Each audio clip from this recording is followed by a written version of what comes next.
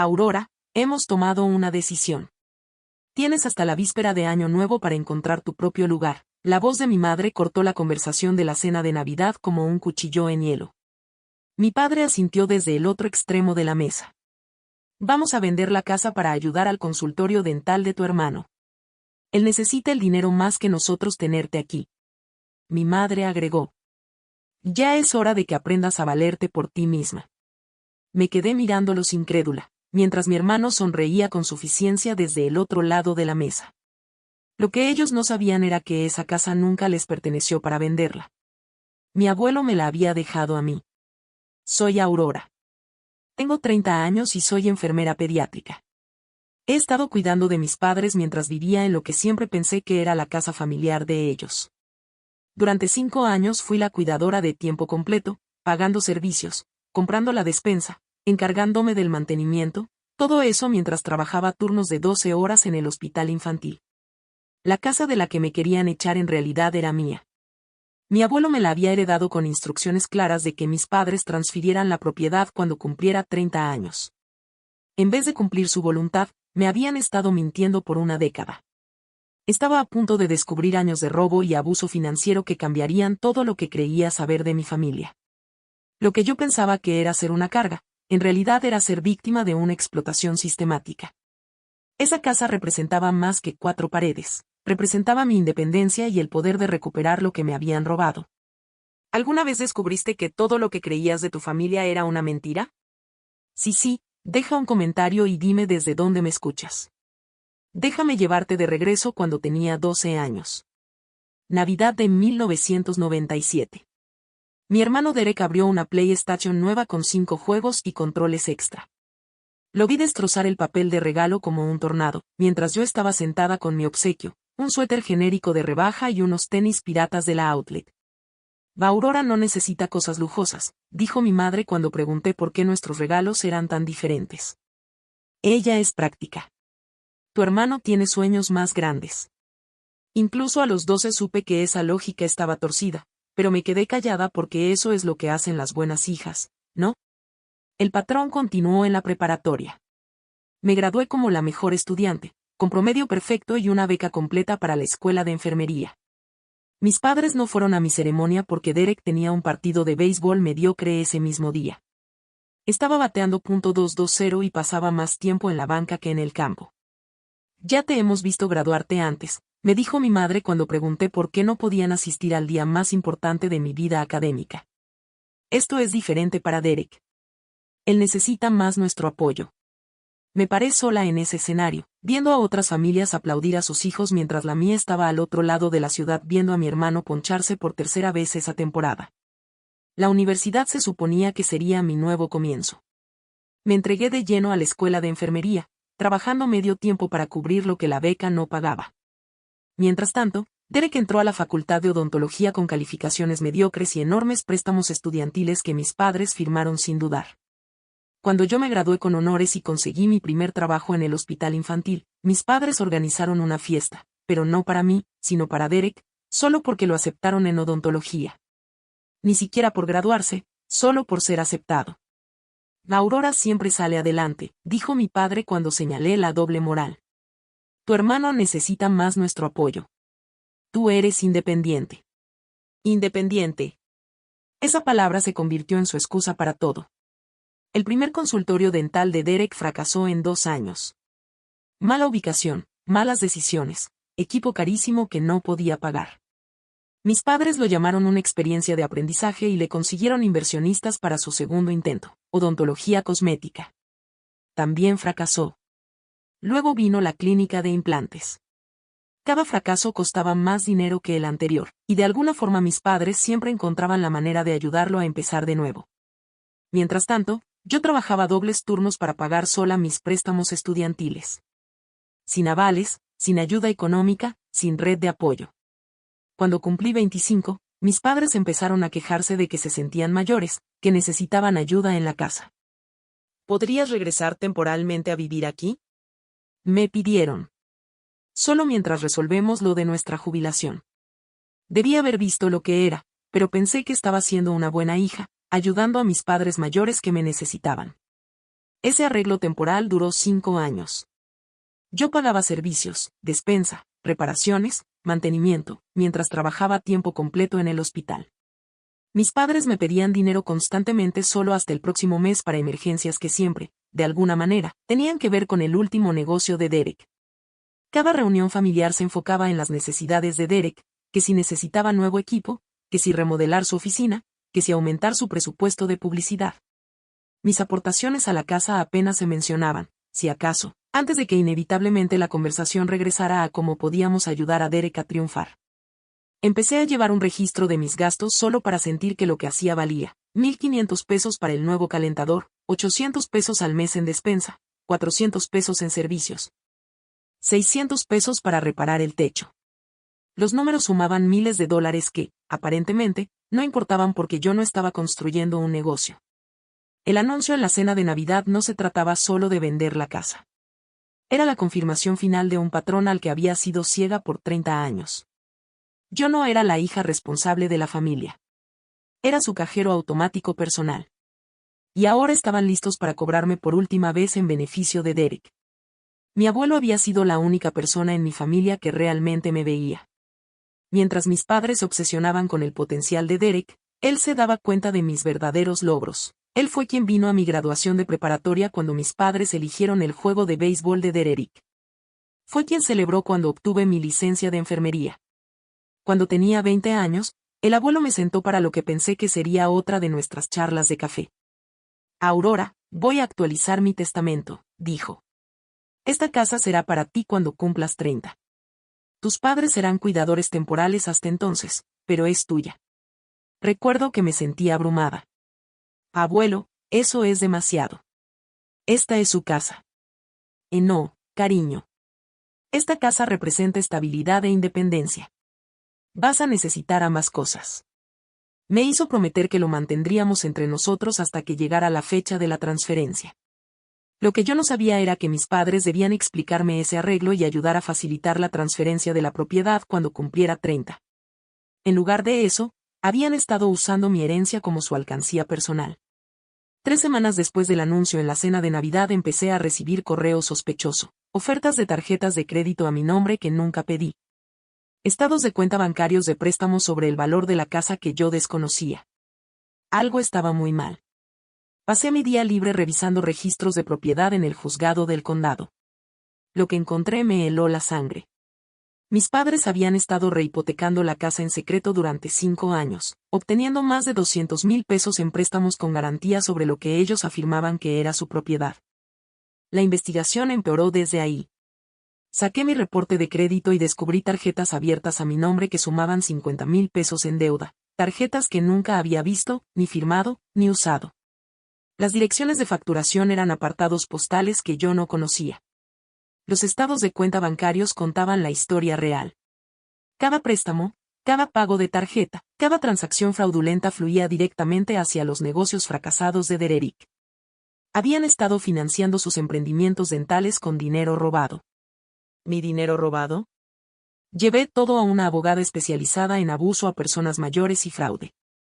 Que esto es robo de identidad, incumplimiento del deber fiduciario y múltiples cargos por fraude, me explicó. Tus padres cometieron delitos contra ti durante años. Fue entonces cuando encontré la caja de seguridad del abuelo. Dentro había una carta fechada solo meses antes de que él muriera. Aurora, tus padres pueden intentar quedarse con esta casa. Siempre han priorizado a Derek sobre ti y me preocupa que hagan lo mismo con mi regalo final. Mereces esta casa. Siempre has sido la responsable, la que en verdad se preocupa por la familia sin esperar nada a cambio. Mis años de lucha financiera cobraron sentido de repente. No era que yo manejara mal el dinero, mi crédito y mis recursos estaban siendo robados sistemáticamente por las personas que decían amarme más. La primera persona que llamé fue la tía Margaret, la hija del abuelo de su primer matrimonio. Margaret siempre había sido escéptica con mis padres, haciendo preguntas incómodas en las reuniones familiares. Margaret, ¿sabías de la casa? Pregunté con la voz temblando. He estado esperando a que lo descubrieras, respondió de inmediato. Tu abuelo me contó del arreglo, pero me pidió que te dejara descubrirlo por ti misma. Quería que encontraras tu propia fortaleza. Margaret reveló que tenía copias de todos los documentos originales, incluidas cartas que mi abuelo escribió pero nunca envió. Estaba preocupado de que tus padres intentaran ocultártelo. Por eso dejó la caja de seguridad. Mi segundo aliado vino de un lugar inesperado. El señor Davidson, el abogado de la familia que manejó el patrimonio de mi abuelo, había estado observando la situación durante años. Cuando llamé a su oficina aceptó reunirse de inmediato. Tus padres violaron múltiples términos del fideicomiso, confirmó tras revisar las pruebas. Debían facilitar la transferencia, no impedirla. Esto constituye un incumplimiento del deber fiduciario. Davidson explicó que mi abuelo había previsto posibles problemas. El testamento incluía sanciones específicas por interferencia y cláusulas para recuperar daños si no se respetaban los términos. Con Margaret y Davidson respaldándome, decidí emprender acción legal completa en lugar de intentar manejarlo discretamente dentro de la familia. No se trataba solo de recuperar mi casa. Era detener un patrón de abuso financiero que había destruido mi vida durante años.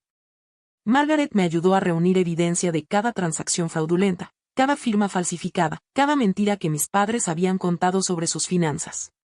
Documentamos 5 años de robo sistemático que sumaban más de $4 millones. Y no solo vamos a recuperar tu herencia, dijo Margaret mientras organizábamos los papeles. Nos aseguraremos de que no puedan hacerle esto a nadie más. El plan era simple, exponerlo todo, recuperar todo y que enfrentaran las consecuencias de sus decisiones. Con la ayuda de Margaret pasé la semana siguiente reuniendo pruebas exhaustivas que mostraban un panorama aterrador de abuso financiero. Mis padres no me habían robado 1 o 2 veces. Habían estado drenando mi herencia y destruyendo mi crédito por más de 5 años. Mi reporte de crédito parecía una escena del crimen, cuentas fraudulentas desde que volví a vivir a la casa, solicitudes de préstamo falsificadas usando mi número de seguro social. Tarjetas con mi nombre pero direcciones donde nunca había vivido. La magnitud del engaño era impresionante. Margaret y yo nos reunimos con la fiscalía el 30 de diciembre. La fiscal auxiliar, Lisa Chen, revisó nuestras pruebas con asombro creciente. Este es uno de los casos más claros de abuso a personas mayores y robo de identidad que he visto, me dijo. Tus padres podrían enfrentar tiempo serio en prisión por esto. Ahí fue cuando lo entendí, yo ya no era la víctima indefensa. Tenía el control total. El banco congeló de inmediato el acceso de mis padres a todos los préstamos sobre el valor de la casa cuando se reportó el fraude. Sin previo aviso, el flujo de dinero robado se detuvo por completo. El consultorio dental de Dererick, que había estado sobreviviendo con fondos fraudulentos, enfrentó ejecución hipotecaria cuando falló su último pago. Mi documentación cuidadosa demostró que esto no era desesperación ni mala administración, era abuso premeditado y sistemático diseñado para financiar los negocios fallidos de Dererick a mi costa. Él fue quien vino a mi graduación de preparatoria cuando mis padres eligieron el juego de béisbol de Dererick. Fue quien celebró cuando obtuve mi licencia de enfermería. Cuando tenía 20 años, el abuelo me sentó para lo que pensé que sería otra de nuestras charlas de café. Aurora, voy a actualizar mi testamento, dijo. Esta casa será para ti cuando cumplas 30. Tus padres serán cuidadores temporales hasta entonces, pero es tuya. Recuerdo que me sentí abrumada. Abuelo, eso es demasiado. Esta es su casa. No, cariño. Esta casa representa estabilidad e independencia. Vas a necesitar ambas cosas. Me hizo prometer que lo mantendríamos entre nosotros hasta que llegara la fecha de la transferencia. Lo que yo no sabía era que mis padres debían explicarme ese arreglo y ayudar a facilitar la transferencia de la propiedad cuando cumpliera 30. En lugar de eso, habían estado usando mi herencia como su alcancía personal. 3 semanas después del anuncio en la cena de Navidad empecé a recibir correo sospechoso, ofertas de tarjetas de crédito a mi nombre que nunca pedí. Estados de cuenta bancarios de préstamos sobre el valor de la casa que yo desconocía. Algo estaba muy mal. Pasé mi día libre revisando registros de propiedad en el juzgado del condado. Lo que encontré me heló la sangre. Mis padres habían estado rehipotecando la casa en secreto durante 5 años, obteniendo más de $200,000 en préstamos con garantía sobre lo que ellos afirmaban que era su propiedad. La investigación empeoró desde ahí. Saqué mi reporte de crédito y descubrí tarjetas abiertas a mi nombre que sumaban $50,000 en deuda, tarjetas que nunca había visto, ni firmado, ni usado. Las direcciones de facturación eran apartados postales que yo no conocía. Los estados de cuenta bancarios contaban la historia real. Cada préstamo, cada pago de tarjeta, cada transacción fraudulenta fluía directamente hacia los negocios fracasados de Dererick. Habían estado financiando sus emprendimientos dentales con dinero robado. ¿Mi dinero robado? Llevé todo a una abogada especializada en abuso a personas mayores y fraude. Que esto es robo de identidad, incumplimiento del deber fiduciario y múltiples cargos por fraude, me explicó. Tus padres cometieron delitos contra ti durante años. Fue entonces cuando encontré la caja de seguridad del abuelo. Dentro había una carta fechada solo meses antes de que él muriera. Aurora, tus padres pueden intentar quedarse con esta casa. Siempre han priorizado a Derek sobre ti y me preocupa que hagan lo mismo con mi regalo final. Mereces esta casa. Siempre has sido la responsable, la que en verdad se preocupa por la familia sin esperar nada a cambio. Mis años de lucha financiera cobraron sentido de repente. No era que yo manejara mal el dinero, mi crédito y mis recursos estaban siendo robados sistemáticamente por las personas que decían amarme más. La primera persona que llamé fue la tía Margaret, la hija del abuelo de su primer matrimonio. Margaret siempre había sido escéptica con mis padres, haciendo preguntas incómodas en las reuniones familiares. Margaret, ¿sabías de la casa? Pregunté con la voz temblando. He estado esperando a que lo descubrieras, respondió de inmediato. Tu abuelo me contó del arreglo, pero me pidió que te dejara descubrirlo por ti misma. Quería que encontraras tu propia fortaleza. Margaret reveló que tenía copias de todos los documentos originales, incluidas cartas que mi abuelo escribió pero nunca envió. Estaba preocupado de que tus padres intentaran ocultártelo. Por eso dejó la caja de seguridad. Mi segundo aliado vino de un lugar inesperado. El señor Davidson, el abogado de la familia que manejó el patrimonio de mi abuelo, había estado observando la situación durante años. Cuando llamé a su oficina aceptó reunirse de inmediato. Tus padres violaron múltiples términos del fideicomiso, confirmó tras revisar las pruebas. Debían facilitar la transferencia, no impedirla. Esto constituye un incumplimiento del deber fiduciario. Davidson explicó que mi abuelo había previsto posibles problemas. El testamento incluía sanciones específicas por interferencia y cláusulas para recuperar daños si no se respetaban los términos. Con Margaret y Davidson respaldándome, decidí emprender acción legal completa en lugar de intentar manejarlo discretamente dentro de la familia. No se trataba solo de recuperar mi casa. Era detener un patrón de abuso financiero que había destruido mi vida durante años. Margaret me ayudó a reunir evidencia de cada transacción fraudulenta, cada firma falsificada, cada mentira que mis padres habían contado sobre sus finanzas. Documentamos 5 años de robo sistemático que sumaban más de $4 millones. Y no solo vamos a recuperar tu herencia, dijo Margaret mientras organizábamos los papeles. Nos aseguraremos de que no puedan hacerle esto a nadie más. El plan era simple, exponerlo todo, recuperar todo y que enfrentaran las consecuencias de sus decisiones. Con la ayuda de Margaret pasé la semana siguiente reuniendo pruebas exhaustivas que mostraban un panorama aterrador de abuso financiero. Mis padres no me habían robado 1 o 2 veces. Habían estado drenando mi herencia y destruyendo mi crédito por más de 5 años. Mi reporte de crédito parecía una escena del crimen, cuentas fraudulentas desde que volví a vivir a la casa, solicitudes de préstamo falsificadas usando mi número de seguro social. Tarjetas con mi nombre pero direcciones donde nunca había vivido. La magnitud del engaño era impresionante. Margaret y yo nos reunimos con la fiscalía el 30 de diciembre. La fiscal auxiliar, Lisa Chen, revisó nuestras pruebas con asombro creciente. Este es uno de los casos más claros de abuso a personas mayores y robo de identidad que he visto, me dijo. Tus padres podrían enfrentar tiempo serio en prisión por esto. Ahí fue cuando lo entendí, yo ya no era la víctima indefensa. Tenía el control total. El banco congeló de inmediato el acceso de mis padres a todos los préstamos sobre el valor de la casa cuando se reportó el fraude. Sin previo aviso, el flujo de dinero robado se detuvo por completo. El consultorio dental de Dererick, que había estado sobreviviendo con fondos fraudulentos, enfrentó ejecución hipotecaria cuando falló su último pago.